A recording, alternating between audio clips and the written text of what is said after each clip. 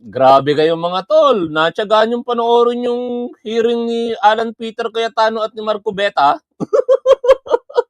Ako, natutulog lang ako. Relax na relax ako dito sa bahay, mga tol. Pero pa-jab-jab ako sa pagbabasa ng mga balita. Tapos share ko kagad sa profile ko, no? At yan ang pag-uusapan natin. Di ko kayang panoorin, mga tol. Grabe naman panluloko kasi ang ginagawa nung committee na yon, Sarsuela, no? Tawag nga po doon bogus hearing ni Alan Peter Cayetano ng majority block po ngayon. At isa sa mga nakakatawang alegasyon nila, dinamay pati si retired general, ngayon general manager, Nicolas Torre III. At kung sino-sino pang mga individual na alam naman natin ang naratibo, ay naghahanap ng pananagutan para sa mga Duterte, particular kay Sara Duterte, pinagdadamay nila, mga kongresista, mga senador, anak ng teteng na yan. Pero eto nga, si General Nicolas Torre, isa sa mga dinamay nila, yun po dito sa balita ng Brigada News FM Manila, na hinango doon sa bogus hearing na yon kanina, na ngayon ay suspended until further notice. Isiniwalat din ng isang nagpakilalang ex-marine na si Benny Buluntante na di umano niligawan daw sila na wag nang magsalita. Isa na umano ito ang isang dating General Nick Torre. Nadamay pa si General Nicolas Torre, mga tol. Pero malamang sa malamang, mga tol, yung ginawa ng Blue Ribbon Committee hearing na yan na illegal kanina, magdudulot doon sa mga resource person ng panibago na namang kakaharaping kaso. Kasi illegal po yung hearing, nagsalita po sila ng mga mapanirang puri sa iba't ibang personalidad, kaya wala pong tinatawag na immunity yan, no? Kasi hindi official business ng committee kung saan sila nagsasalita. Kaya ang nakikita ko diyan, panibagong kaso na naman, malamang sa malamang. Pero ang hindi nakakalimutan, ang hindi nakikita ng publiko ngayon na masyadong hindi na pag-usapan, ito, banggitin ko lamang. Ito po yung big fish na binabanggit ni Secretary Vince Dizon, no? Ang mag-asawang si Curly at Sara Diskaya na pinagpipilitan ni Senador Rodante Marcoleta na mailagay sa Witness Protection Program or bilang state witness ay finally sinampahan na po ng kasong graft at malversation sa Clerk of Court ng Malolos, no? Yan, basahin po natin yung balita kaugnay po niyan. Ayon po sa ABS-CBN News, breaking, sinampahan ng reklamong graft at malversation sa Clerk of Court ng Malolos ang kontratistang sina Curly at Sara Diskaya ng St. Timothy Construction Corporation kaugnay ng maanumalyang flood control project sa Bulacan. Kasama sa reklamo ang ilang opisyal ng DPWH Bulacan First District Engineering Office na sina Merge Haron C. Laus, Bryce Erickson D. Hernandez, JP Mendoza, Ernesto C. Galang, Norberto D. Santos, Lorenzo Pagtalunan, Juanito C. Mendoza, and Floraline Y. Simbulan.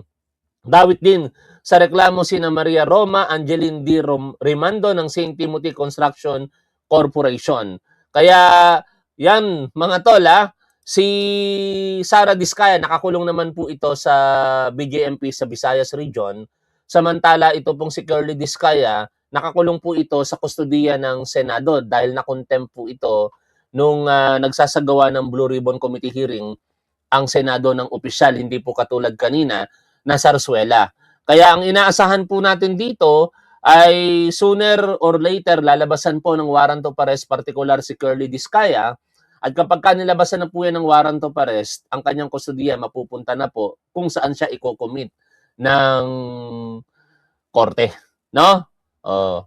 Paano yan?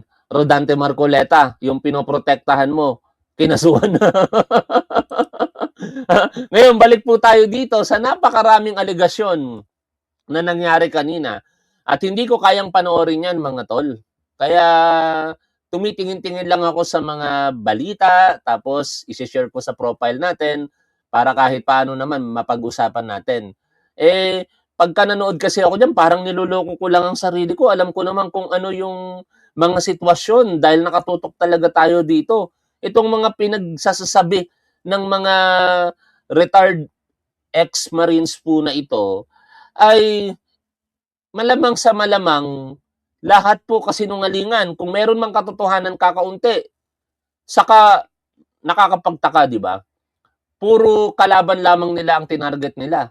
Nakalimutan pa nilang alisin yung isang parte o dalawang parte ng affidavit nila ngayon kakampi nila. Sino yung tinutukoy po natin?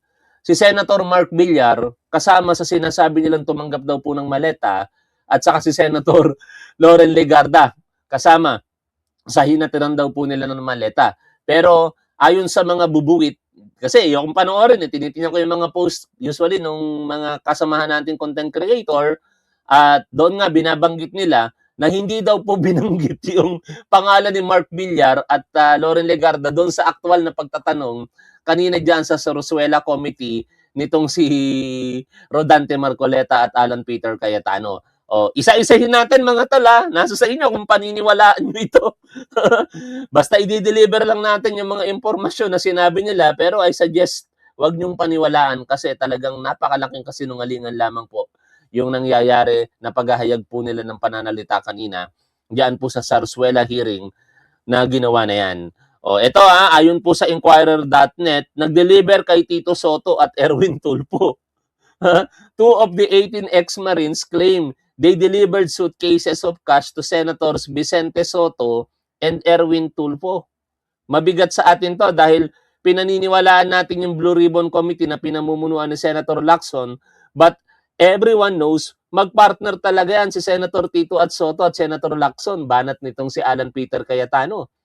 Na alam natin, paninira na lamang po ito, mga tol.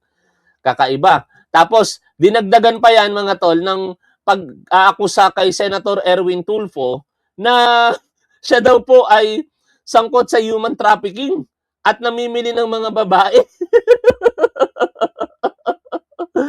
Alam niyo, kung noong panahon pa, sabihin natin na babaero si Erwin Tulfo, maniniwala pa ako sa inyo eh. Kasi inamin naman yun ni Senator Erwin Tulfo. Marami siyang anak sa iba't ibang babae.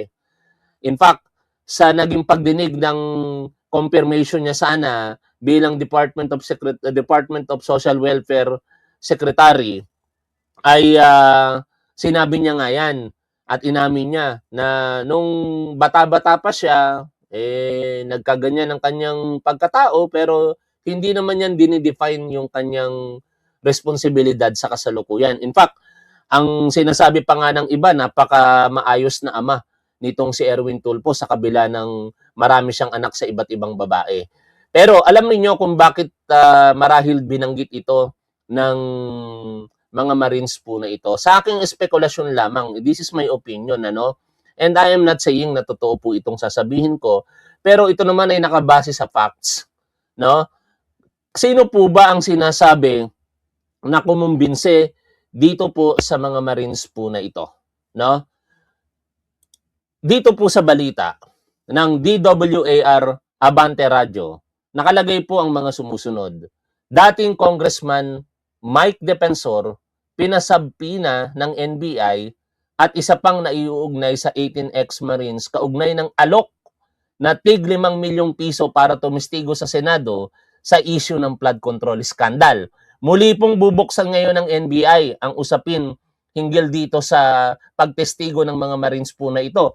At kung paniniwalaan po natin ngayon itong balita ng DWAR Abante Radio, tinuturo si Mike Defensor na nasa likod ng pangungumbinsi dito sa mga nagpapakilalang 18 ex-Marines. At dagdag pa sa balita na yan, mula po sa DZMM Teleradyo, muling binuksan ng NBI ang investigasyon sa binansagang 18 Marines matapos lumantad na inalok umano ang mga ito ng nasa 5 million pesos para tumistigo sa anomalya sa flood control projects ng pamahalaan. Ayon kay NBI Director Melvin Matibag, may kamag-anak ang isa sa 18 Marines ang nagdetalye sa kanila ng mga impormasyon, si ex-representative Mike Defensor ang nag-alok ng pera. Ipatatawag ng NBI sina Defensor at ang itinuturong miyembro ng 18 Marines para makakuha ng kanilang pahayag. At balik tayo doon sa pinapakalat ng 18 ex-Marines, ano? Ito po. Si Erwin Tulfo daw po, Senador Erwin Tulfo na ngayon ay Blue Ribbon Committee Chair, sangkot umano sa human trafficking at namimili ng mga babae. Which is, kung i-compare natin sa facts, sa mga nangyari sa nakalipas na panahon, parang mas tumutukoy po ito dito kay Mike Defensor. Kung matatandaan po ninyo, noong April 21, 2026, ni-raid po ng NBI ang isang KTV dito po sa amin sa Pasig City sa Julio Vargas. At ito po ay di umano'y sangkot ang asawa ni Mike Defensor at ang kanyang anak, si Julie Defensor at saka si, sana hindi ako magkamali sa pangalan ng pagkakaalala ko, Miguel Gabriel Defensor. Ano? At kinalaunan, sinasabi ng NBI na maaaring masampahan din ng kaso itong si Mike Defensor. Ang mga kadahilanan ay sila po ang nagmamay-ari ng nabanggit na lugar kasama yung Blue Hotel yata ang tawag doon, yung Chicago KTV saka Blue Hotel magkatabi at pugad po ito ng human trafficking at prostitution. Kaya parang yung akusasyon kay Mike Defensor at sa kanyang mag-ina ay ibinabato nila bigla ngayon dito kay Erwin Tulfo. Uulitin ko mga tol, hindi ko po sinasabing malinis ang pagkatao ni Senator Erwin Tulfo pagdating po sa babae sa nakalipas po na panahon. Siya mismo ang umamin na marami po siyang naging anak sa iba't ibang babae.